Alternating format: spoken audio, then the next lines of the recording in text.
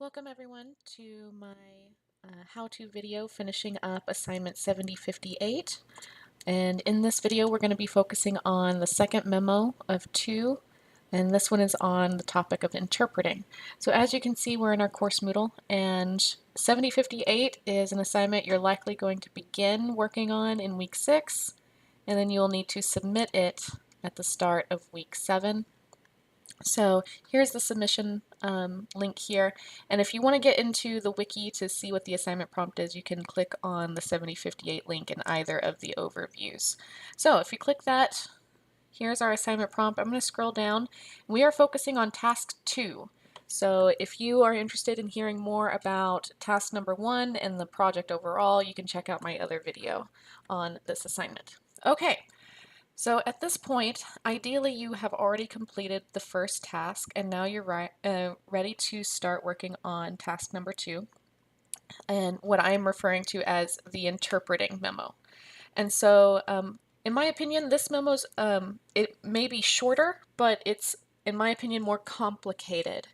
So I'm going to try to guide you through it. Okay, so the straightforward part is that you are writing a memo to Alex Nostrovia, your boss, and you should be again reflecting on the SWOT assignment, so 7009.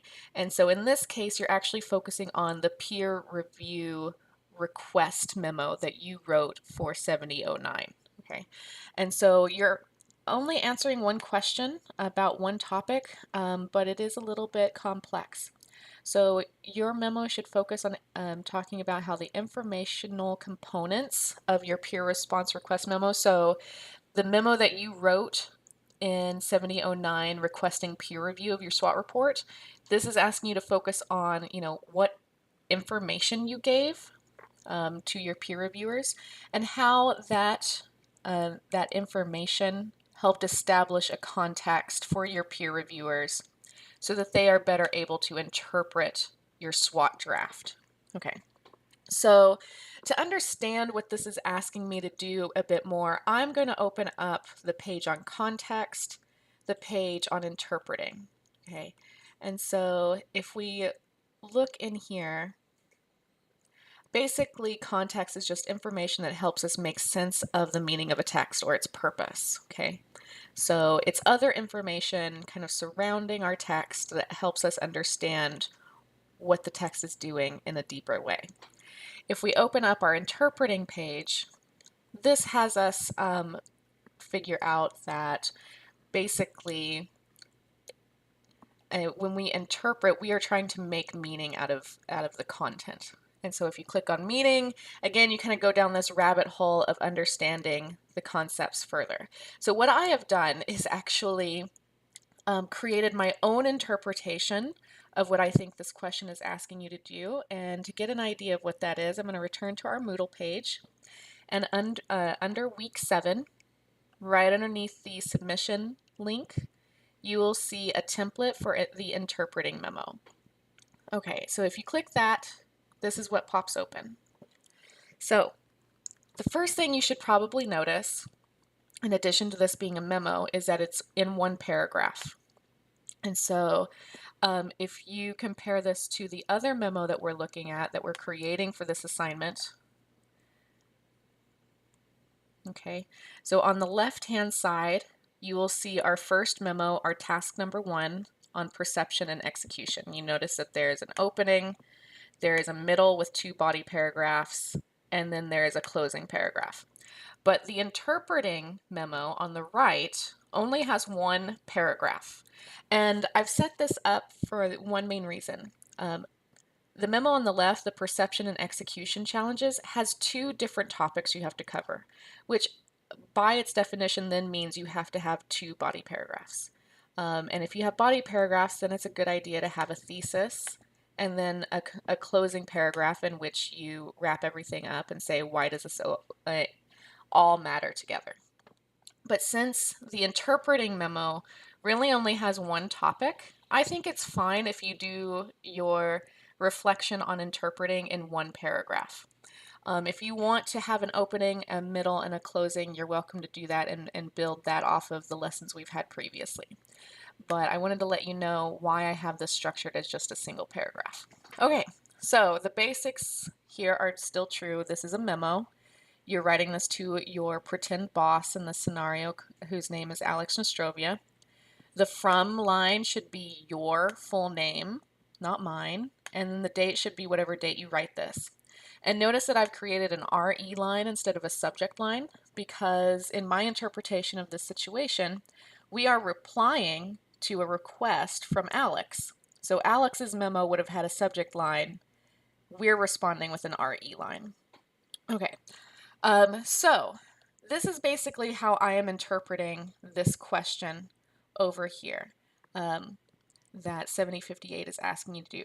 How is the information that you included in your peer review request memo useful for establishing a context so that your peer reviewer can interpret your draft better? So let's return to our template. And you'll see that I have a premise set up. Basically, remember that a premise is just an answer to a question. And so these are the ways that I'm interpreting and putting this into my own language. And so this is something that you can do yourself.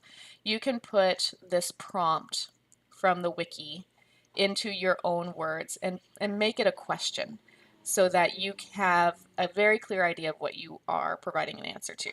So in one sentence, so that would be a premise, answer the question. In reference to 7009, how can the information you provide in your peer review request memo help your peer reviewer understand the context of the SWOT? Okay, so you're going to have to probably actually get your SWOT and your peer review request memos out and look for places where you provided information in your peer review request memo that then will would allow your peer reviewer to understand the context or the meaning of the SWOT better, its purpose. Another way you can think about this is how can the information you provide allow the peer reviewer to make sense of the value or emotional impact of the SWOT on its intended audience. Okay, so that is my interpretation of what that prompt is asking you to answer. You are welcome to build off of these questions or create your own, as long as there is a clear connection between your premise and the prompt in the wiki.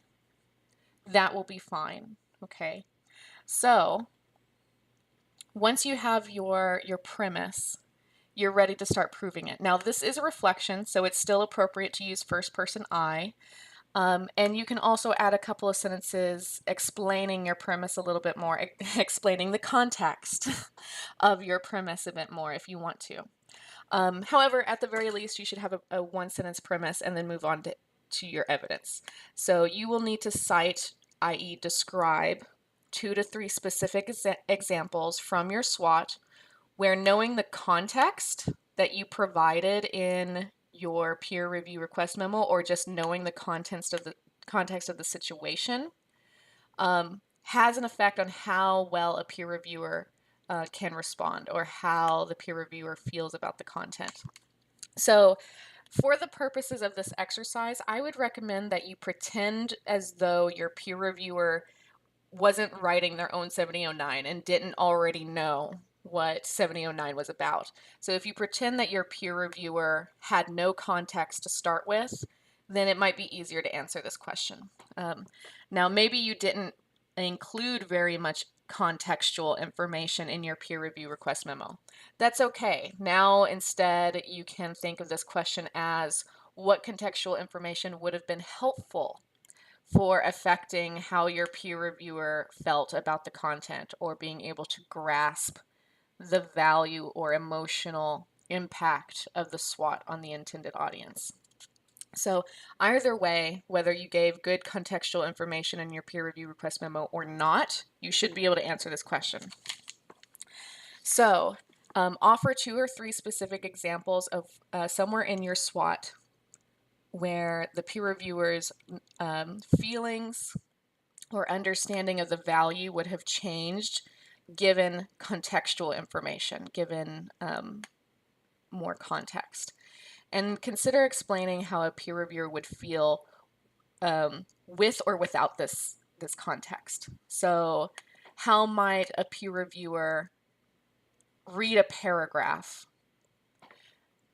How would their understanding of it change with the context, and then say how it would be different if they didn't have that context? Okay, so for each of these 2 or 3 examples,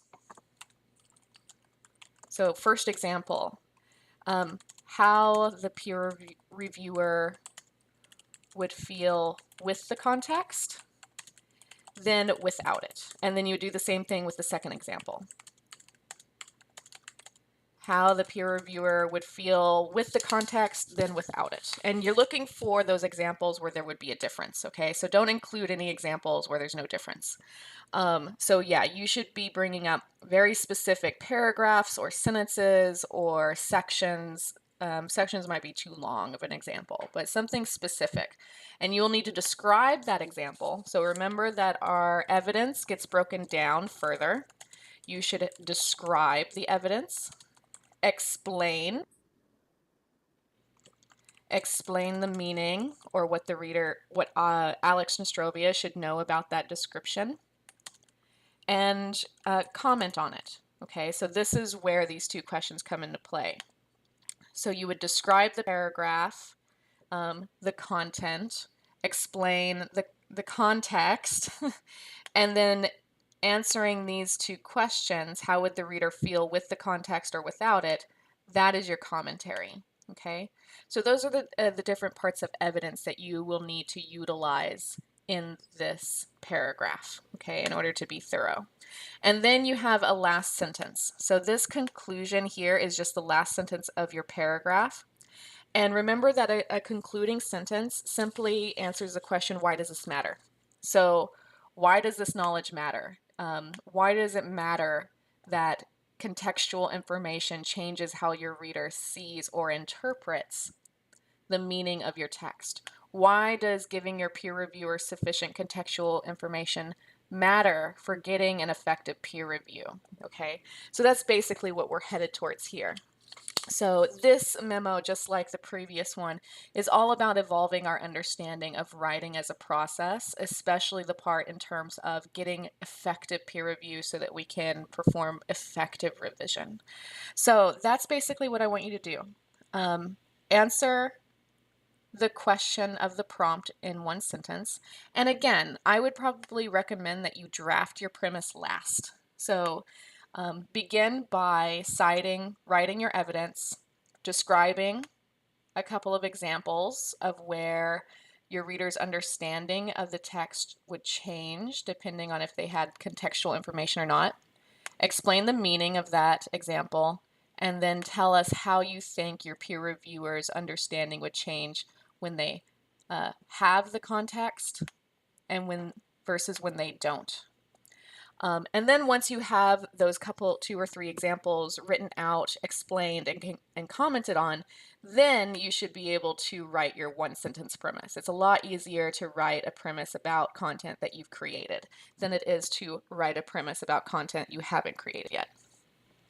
Write your premise, and then make sure you bring it to a 1, no more than 2 sentence concluding thought, explaining why this matters to you as a writer. Why is this important for you and your writing process? Okay, at that point, it should be fairly straightforward. So when you're ready and you've finished this draft, you're ready to submit. So returning over to our wiki page, you could just double check and make sure that you're submitting all of the correct pieces.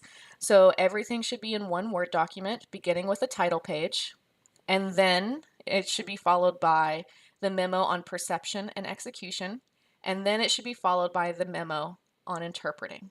So all 3 of these documents should be in 1 single Microsoft Word file that you then come over to Moodle to submit. And you can click this button here, upload your file, and make sure that you continue to submit.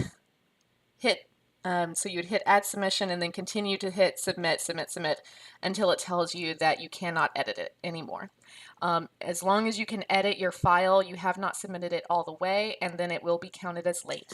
All right, so I hope that this video was useful. If you'd like to talk some more about what interpreting means or what the prompt is asking you to cover, please feel free to bring those questions and that discussion to our virtual classroom or send me an email. Thank you and good luck.